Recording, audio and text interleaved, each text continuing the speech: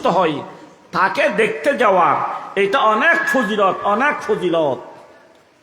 হাদিসের মধ্যে আছে, যখন কোনো ব্যক্তি কোনো রোগান্বিত ব্যক্তিকে দেখতে যায়, তখন আসমানের একজন ফেরেশতা বলে, তোমার জন্য ধন্যবাদ, তোমার জন্য মোবারকবাদ, তুমি দুনিয়ার চাইতে বেহেশতের ঠিকানা বানায় নিয়েছো। ক্বালা রাসূলুল্লাহ সাল্লাল্লাহু আলাইহি ওয়াসাল্লাম,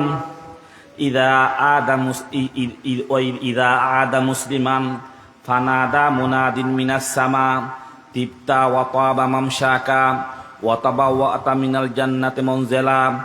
ও আল্লাহর বান্দা, তুমি যখন নাকি কোনো একজন রোগীকে দেখতে যাও, কোনো একজন রোগান্বিত ব্যক্তিকে দেখতে যাও, তখন আসমান থেকে একজন ফেরেশতা বলে, তোমার জন্য ধন্যবাদ, তোমার চলাটা মোবারকবাদ হয়ে গেছে, তোমার যাওয়াটা মোবারকবাদ হয়ে গেছে, তুমি দুনিয়ায় থাকতে জান্নাতের ঠিকানা বানিয়ে ফেলছো।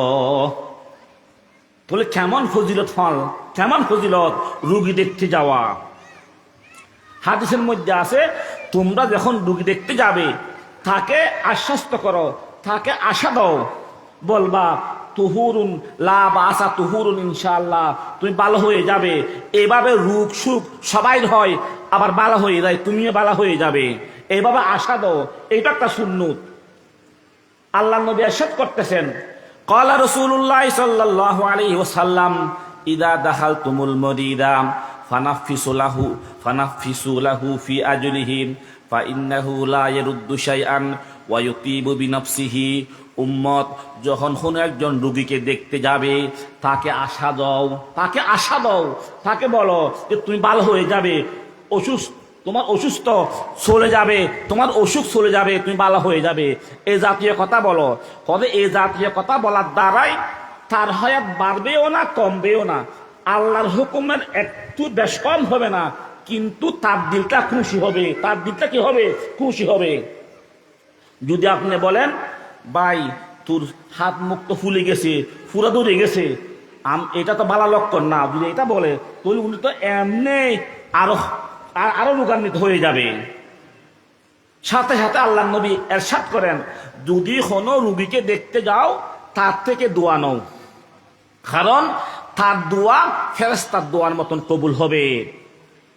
আল্লাহ নবী ইরশাদ করেন, ক্বালা রাসূলুল্লাহ সাল্লাল্লাহু আলাইহি ওয়াসাল্লাম, ইযা দাখালতা আলা মুরিদিন ফামুরহু ইয়াদউ লাকা ফাইন্না দুআহু কাদুআইল মালাইকা। উম্মত, যখন কোনো রোগীকে দেখতে যাবে তখন তাকে বলো, ভাই আমার জন্য দোয়া করো, আমার জন্য দোয়া করো, তার থেকে দোয়া নাও। কেন? হয়তো তার রোগ বালার কারণে, অসুখ বিসুখের কারণে তার গুনাহ হতা মাফ হয়ে গেছে, সেই আল্লাহর দিকে মুতাওয়াজ্জ হয়ে গেছে, এখন তার গুনাহ ফাঁক সাফ, তার অবস্থা ফেরেশতার অবস্থার মতন হয়ে গেছে।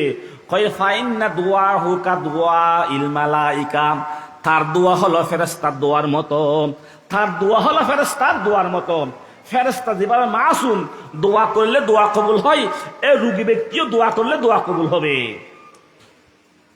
হাদিসের মধ্যে আছে, কোন মুসলমানের যদি অসুখ হয়, ব্যায়াম হয়, এভাবে মুসিবত জাদা হয়, আর্থিক ক্ষতিগ্রস্ত হয়, মানসিক ক্ষতিগ্রস্ত হয়, পারিবারিক ক্ষতিগ্রস্ত হয়, এভাবে এমনকি একটা কাঁটা বিদ্ধ হয়েছে, একটি কাঁটা বিদ্ধ হয়েছে, কষ্ট হয়েছে, সবগুলোর মধ্যে যদি সবর করে, প্রত্যেকটা মুসিবত আফতের মোকাবেলায় আল্লাহ তাআলা তার গুনাহ মাফ করেন। এটা মুসলমানদের শান।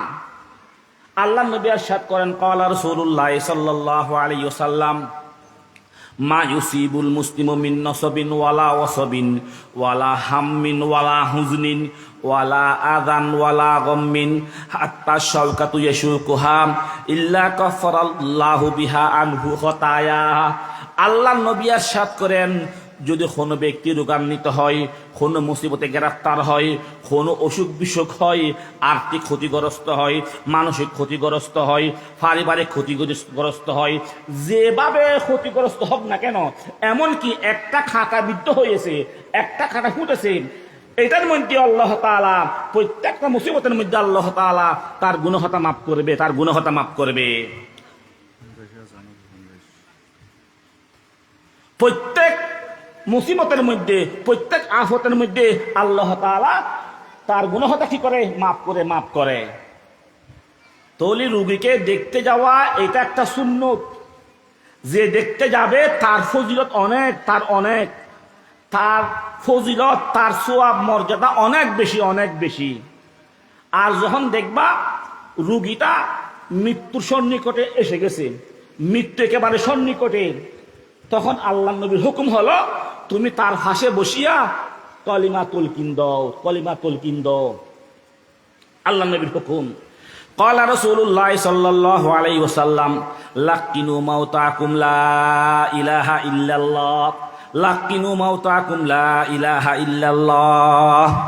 ও আমার উম্মত, যে সমস্ত রোগী মৃত্যুর সন্নিকটে হয়ে গেছে, যে সমস্ত মুমিন মুসলমান মৃত্যুর সন্নিকটে হয়ে গেছে, তখন তার মাথার ফাঁসে বসিয়া তাকে কলমা তুলকিন দাও, লা ইলাহা ইল্লাল্লাহ মুহাম্মাদুর রাসূলুল্লাহ। তার মাথার ফাঁসে বসিয়া আস্তে আস্তে কলিমা পড়ো। তাকে কলিমা পড়ার জন্য বলবা না, তুমি নিজে পড়ো, সে শুনে মতো কলিমা পড়ো। কলিমা হইলে লাভ কি হবে? আপনি তার মাথার ফাঁসে বসিয়া কলিমা পড়তে থাকেন। যদি তার মুখ থেকে একবার কলিমা বের হয়ে যায়, তাহলে খাস হয়ে গেল তার জন্য জান্নাত। আল্লাহ নবী ইরশাদ করেন, ক্বালা রাসূলুল্লাহ সাল্লাল্লাহু আলাইহি ওয়াসাল্লাম, মান কানা আখিরু কালামিহি লা ইলাহা ইল্লাল্লাহ দাখালাল জান্নাহ। যে ব্যক্তির আখিরি কালাম, যে ব্যক্তির আখিরি বাক্য কলিমা হবে লা ইলাহা ইল্লাল্লাহ মুহাম্মাদুর রাসূলুল্লাহ, সে ব্যক্তি জান্নাতে প্রবেশ করবে। আরো হাদিসের মধ্যে আছে, যে ব্যক্তির মৃত্যু সন্নিকটে তার মাথার ফাঁসে বসিয়া সূরা ইয়াসিন তেলাওয়াত করো, এইটা হাদিসের মধ্যে আছে। আল্লাহ নবী ইরশাদ করেন, ক্বালা রাসূলুল্লাহ সাল্লাল্লাহু আলাইহি ওয়াসাল্লাম ইকরাউ সূরাতা ইয়াসিন ইনদা মাউতাকুম।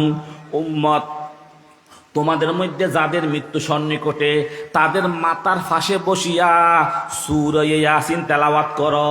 সূরা ইয়াসিন তেলাওয়াত করার হিকমত দেখতেছেন।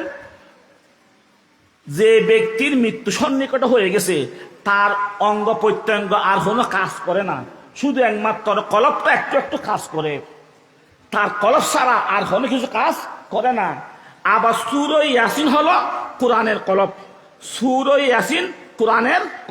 হাদিসের মধ্যে আছে। আল্লাহ নবী ইরশাদ করেন, ক্বালা রাসূলুল্লাহ সাল্লাল্লাহু আলাইহি ওয়াসাল্লাম লিকুল্লি শাইইন কলবুন ওয়া কলবুল কুরআনে সূরাতু ইয়াসিন। আল্লাহ নবী ইরশাদ করেন, প্রত্যেক বস্তুর জন্য একটি কলব রয়েছে, আর কোরআনের কলব হলো সূরা ইয়াসিন। এখন সূরা ইয়াসিন এটা কোরআনের কলব।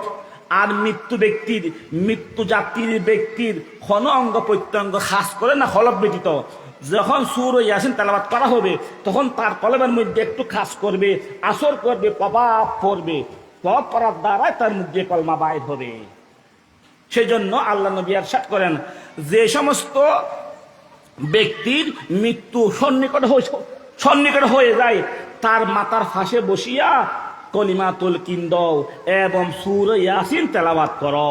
এগুলো আল্লাহ নবীর শিক্ষা, আল্লাহ নবীর তালিম।